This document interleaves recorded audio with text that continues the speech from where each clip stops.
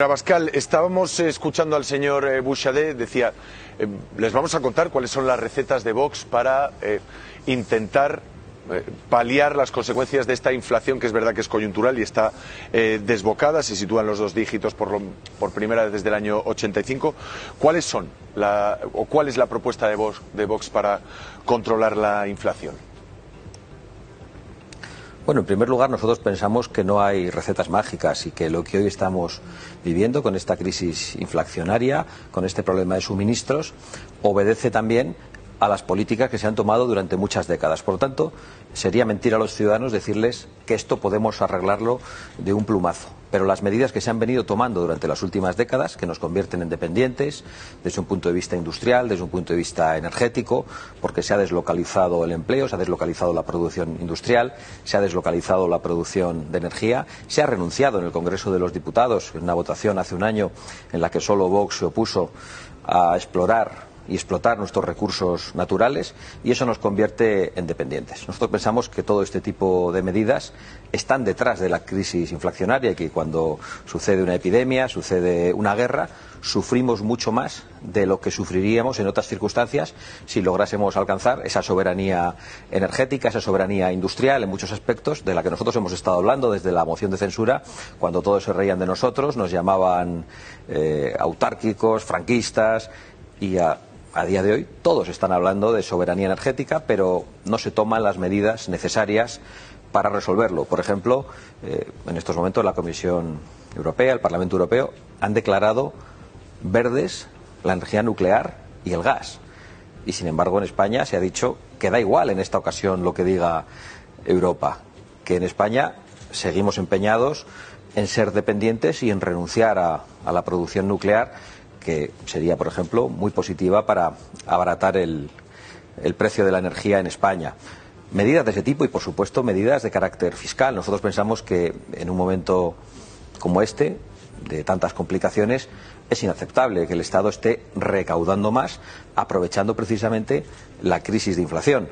Lo que creemos que hay que hacer es rebajar todos los impuestos, a pesar de que el Estado recaude algo menos, porque pensamos que es mejor que el dinero esté en el bolsillo de los ciudadanos para atender a sus necesidades principales, que son muchas y que no están siendo alcanzadas porque hay muchos españoles que no llegan a final de mes. Impuestos a la banca, impuestos sobre los beneficios a la banca, o decía el presidente del Gobierno, por el aumento de los tipos de interés, y un impuesto sobre los beneficios de las empresas energéticas.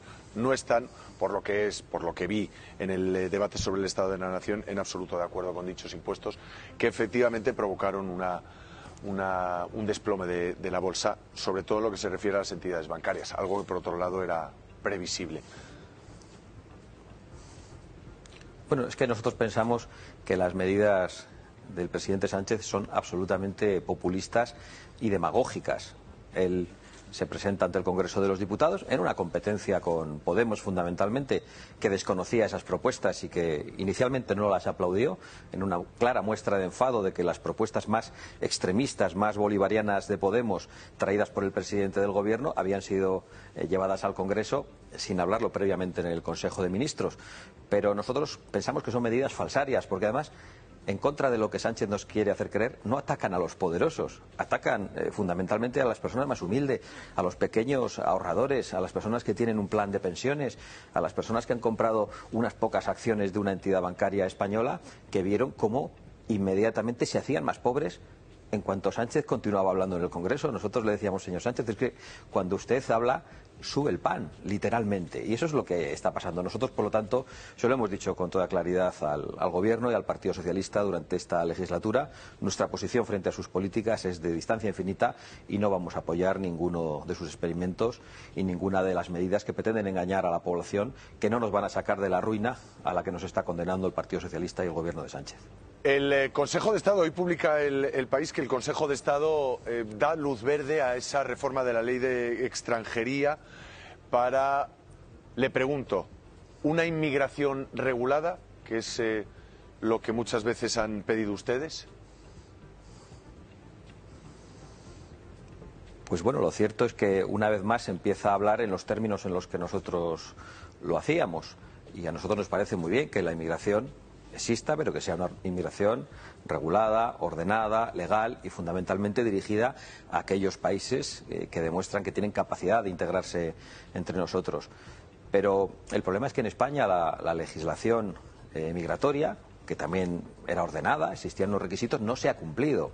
Se ha promovido la inmigración ilegal, se ha promovido que se pasase por encima no solo de nuestras fronteras, de nuestros guardias, de nuestros policías, que se generase inseguridad en Ceuta y Melilla, en Canarias, en Baleares y en toda nuestra frontera sur, en todo el Mediterráneo también, y no se ha hecho nada. Eso ha ocurrido.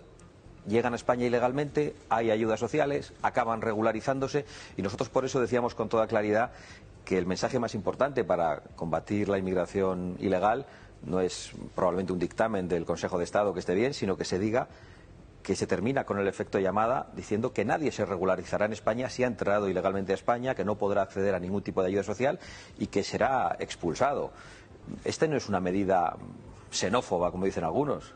Esta es una medida que lo que pretende es proteger nuestro bienestar, proteger nuestra seguridad, proteger nuestra convivencia, proteger nuestra identidad y nuestras libertades. Es decir, no se hace por odio a los de fuera, sino que se hace por amor a los de dentro y está sentada en el sentido común y es lo que cualquier persona haría a la hora de abrir la puerta de su casa. Pues yo creo que una nación debe funcionar de una manera parecida y nos alegramos de que el Consejo de Estado diga que la inmigración tiene que ser regulada y ordenada, pero para eso hay que tomar medidas muy audaces que este Gobierno no está tomando, más bien al contrario.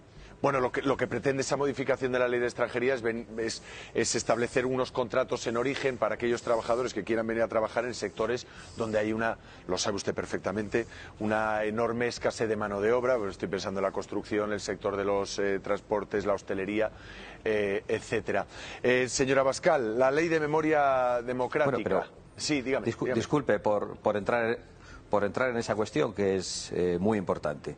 A nosotros nos parece bien que la inmigración sea ordenada y se haga con contratos en origen, pero nos parecería mucho más importante que en España los salarios, las condiciones laborales y sobre todo el coste de la vida, el alquiler, el acceso a la vivienda, no fueran los que son y que ese tipo de trabajos pudieran ser desarrollados por españoles. Quizá en esas circunstancias los españoles podrían apostar por la natalidad, por tener más hijos y no tendríamos que estar aquí hablando de que los hijos que no tenemos nosotros tenemos que importarlos de terceros países. Por lo tanto, bienvenida a la inmigración legal y ordenada, pero aún sería mucho más bienvenido para nosotros las mejores condiciones laborales y que el nivel de la vida no sea el que es en estos momentos. ¿Van a derogar ustedes si gobiernan la ley de memoria democrática recientemente aprobada? Bueno, nosotros lo hemos prometido por activa y por pasiva. Tanto si gobernamos como si un gobierno depende de nuestro apoyo, esa es una exigencia principal. Nosotros no queremos ninguna ley que enfrente a los españoles y que tenga como único objetivo rescatar viejos odios fratricidas de guerras de hace casi un siglo, de tristes guerras que enfrentaron a españoles, en muchos casos en ambos bandos pensando que luchaban por una España mejor, pero una guerra que trajo a España mucha destrucción, que trajo a España muchos muertos y que ahora en la política actual haya quienes quieran convertir esto en el debate principal nos parece de una extrema gravedad, no porque sea una cortina de humo, sino porque entendemos que lo que se pretende es deslegitimar el acuerdo constitucional, deslegitimar el abrazo sincero entre los españoles de distintos bandos. Yo estoy convencido de que entre los votantes de Vox hay personas cuyos abuelos lucharon en bandos diferentes y ninguno quiere que el de al lado tenga que condenar a su abuelo. Lo que quieren es poder convivir y mirar al pasado sin ningún tipo de odio y que España pueda enfrentarse a los gigantescos desafíos en materia de soberanía nacional, de unidad, en materia de soberanía energética que tenemos que afrontar en estos momentos. En ese sentido, la portavoz de H. Bildu la semana pasada en el debate sobre el Estado de la Nación, la señora Izpurúa, a las víctimas de ETA: queremos decirles de corazón que sentimos enormemente el sufrimiento causado. ¿Cómo valora usted esas palabras desde el atril del Congreso de los Diputados de la portavoz de Bildu? Son mentiras.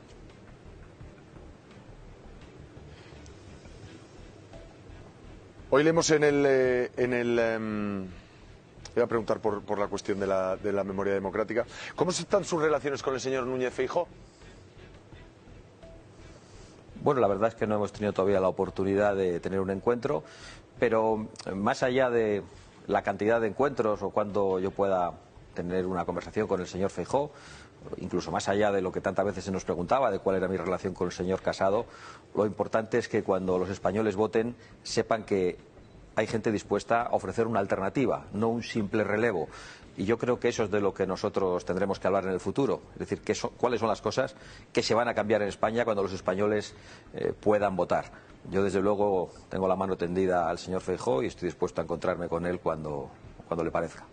Ustedes ya gobiernan en Castilla y León, señora Abascal, y esta mañana hemos entrevistado a un bombero, a un chaval, que le hacen un contrato de 3 meses, que no le dan las herramientas necesarias, que se queja de la falta de dotación presupuestaria para combatir los incendios, que se queja, lo hemos visto, de la comida que les dan después de estar 14 horas luchando en condiciones durísimas contra el fuego, que tiene que venir la ONG de José Andrés a servirles comida y cafés en condiciones, que se queja además de una dotación presupuestaria completamente ridícula en la comunidad autónoma con la mayor superficie forestal de toda España. Y ustedes ya gobiernan ahí, en coalición con el Partido Popular. Claro, cuando uno desea gobernar y finalmente gobierna, yo creo que los medios, los ciudadanos, tenemos todo el derecho a pedirles que es el momento de empezar a cambiar las cosas. ¿Qué va a hacer Vox para cambiar la gestión que se está haciendo de los incendios, concretamente en Castilla y León? Que es verdad que los incendios, por desgracia, están arrasando otras comunidades autónomas. Bueno, Vox va a hacer todo lo que pueda, incluso aunque esté fuera de sus competencias dentro del actual gobierno, pero yo, desde luego, veo con auténtica comprensión las palabras de este bombero, y yo creo que nos ayudan a hacer una reflexión que nosotros hemos hecho en muchas ocasiones, y es: ¿para qué está el dinero público? El dinero público tiene que estar precisamente para eso, para atender a las emergencias sociales, para atender a catástrofes como las que en estos momentos estamos viviendo en toda España, no solo en Castilla y León. Y en la medida de nuestras posibilidades, en Castilla y León nosotros ya hemos aportado nuestro granito de arena. Hemos hecho que 20 millones de euros que se llevaban los sindicatos y las organizaciones patronales con la excusa del diálogo social vayan destinadas a emergencias sociales. Y este es solo un ejemplo de lo que se podría hacer en España con todo el gasto autonómico, también con todo el gasto político absolutamente improductivo, asociados a partidos, a sindicatos, a organizaciones patronales, a organizaciones no gubernamentales que, por ejemplo, colaboran con las mafias del tráfico de personas. Ese dinero tendría que ir a atender a las personas que peor lo están pasando, tendría que ir a atender a emergencias como las que hoy estamos viviendo. Y, por supuesto, tiene que haber un cambio en la política forestal. Desde mi punto de vista, tiene que estar unificada, como el resto de las políticas. Creo que los incendios no entienden de límites provinciales ni de límites regionales, y tiene que haber una política nacional para atender a los incendios, sin ningún tipo de duda. Y, por otra parte, tiene que haber una política forestal hecha por gente que conozca el campo, no hecha desde los despachos por gente que no conoce el campo y que enseguida pone la excusa del cambio climático, pero oculta que el fanatismo climático de aquellos que viven en los despachos impide, por ejemplo, pues que se hagan cortaderos, que se limpie el monte y cosas que están detrás también del hecho de que los incendios avancen con mucha más rapidez. Yo creo que hay que destinar más medios, sin ninguna duda, para combatir los incendios, pero aún más medios para prevenirlos. La última, señora Abascal, ¿por qué no acudió Vox al homenaje de Estado, tercer año consecutivo en el que se hace homenaje de Estado a las víctimas de la pandemia? Nosotros no hemos acudido ni a ese homenaje que pretende legitimar la gestión política de Sánchez, ni hemos acudido a los homenajes a las víctimas del terrorismo hechos por este gobierno, que es el socio de Bildu, fundamentalmente porque no queremos engañar a los españoles. Nadie nos va a decir que nosotros no somos solidarios con las víctimas del terrorismo o que no somos solidarios con las personas que han perdido su vida durante la epidemia, entre otras cosas porque están entre nosotros, están entre nuestros familiares. Muchos de nuestros compañeros han perdido a sus familias y no estamos dispuestos a admitir que bajo la carátula de un homenaje de Estado se legitime la gestión política de este gobierno, que ha sido una gestión absolutamente nefasta. Señora Abascal, muchas gracias por atendernos. Que tenga usted un buen día. Muchísimas gracias, igualmente. Gracias.